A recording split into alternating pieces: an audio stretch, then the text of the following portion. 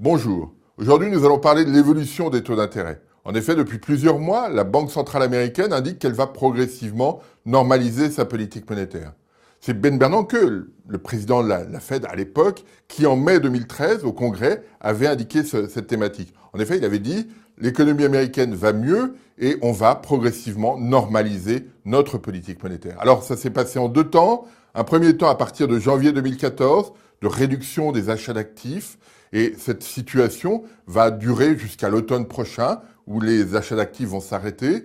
Et puis, deuxième temps, le moment où la Federal Reserve pourra relever ses taux d'intérêt. Alors, Ben Bernanke n'avait rien dit sur cette question. Janet Yellen a indiqué que ça pourrait se passer à partir de l'été 2015. Donc, les stratégies, les anticipations ont été modifiées. On le voit d'ailleurs sur un graphique très simple, qui est celui-ci. Vous avez trois courbes. Vous avez l'historique des taux d'intérêt du jour le jour aux États-Unis, la courbe violette tout en bas. Et puis vous avez une première courbe qui remonte et qui est plutôt en bas, qui est la courbe du 17 mars, c'est-à-dire la veille de l'intervention de Janet Yellen. C'est l'évolution des taux anticipés par les investisseurs jusqu'au début de l'année 2017. On voit qu'on a une remontée modérée, parce qu'on s'arrête à 2% malgré tout. Et puis vous avez juste au-dessus la courbe, la dernière courbe disponible, et on voit qu'il y a un écart par rapport à ce qui avait été présenté, ce qui avait été observé le 17 mars. Donc on voit que l'intervention de Janet Yellen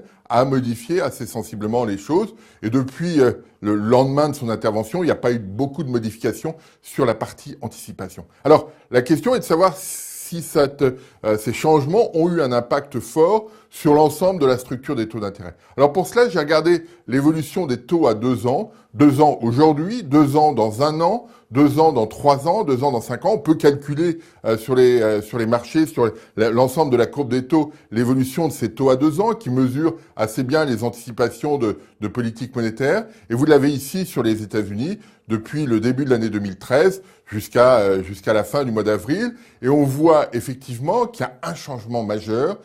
C'est à partir de mai 2013, à partir du moment où Ben Bernanke est intervenu, les marchés, les investisseurs ont normalisé leurs anticipations et on voit bien cette remontée très forte des taux à 2 ans attendus dans 3 ans, dans 5 ans. C'est ça le changement brutal, mais on voit que depuis l'automne 2013, eh bien ces indicateurs sont relativement stables et que l'annonce de Janet Yellen à la mi-mars n'a pas eu d'impact fort. C'est ça qui est important. Et alors, deux éléments de conclusion sur ce graphique. Le premier est que les investisseurs avaient commencé à anticiper le changement de politique monétaire. Et c'est ce mouvement qu'on voit à partir du mois de mai 2013. Et donc ils attendaient le moment où la Fed allait dire on change maintenant de stratégie. C'est ce qu'on voit sur la courbe en bas, qui est le 2 ans dans 1 an, une courbe beaucoup plus immédiate, sur des taux d'intérêt beaucoup plus courts. Et on a ce changement qui s'opère. Là, le graphique est un peu écrasé, mais on a un vrai changement qui s'est opéré. Et puis deuxième conclusion, les investisseurs s'attendent à ce que la Federal Reserve change de stratégie, et donc il est peu probable qu'on ait une évolution du type de celle qu'on avait observée en février 94 avec une accélération très brutale des taux d'intérêt à la hausse quand la Federal Reserve changera de stratégie. Tout ça est déjà intégré par les investisseurs et donc il y aura des ajustements, mais pas des ajustements aussi brutaux que ceux qu'on avait vus en février 94. Et ça, c'est plutôt intéressant pour la stabilité financière.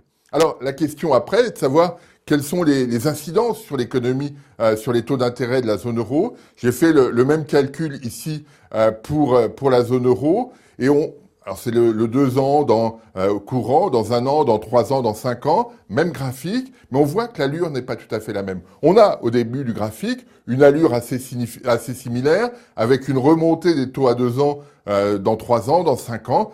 Ça traduit le changement d'anticipation sur la politique monétaire américaine, mais on voit que depuis l'automne 2013, ces taux d'intérêt attendus ont tendance à décroître. On n'est pas du tout dans la stabilité observée aux États-Unis. On a un mouvement d'inflexion qui reflète les anticipations de politique monétaire en zone euro. On ne va pas suivre les États-Unis dans le mouvement de remontée des taux d'intérêt, de remontée, de durcissement de la politique monétaire. On n'est pas du tout dans cette configuration-là en Europe. Et c'est ça le point principal de ces deux graphiques, c'est qu'on note une divergence dans les anticipations, une divergence très marquée des investisseurs sur la politique monétaire entre les États-Unis et l'Europe. Et ça, c'est quelque chose d'extrêmement important. Je vous remercie.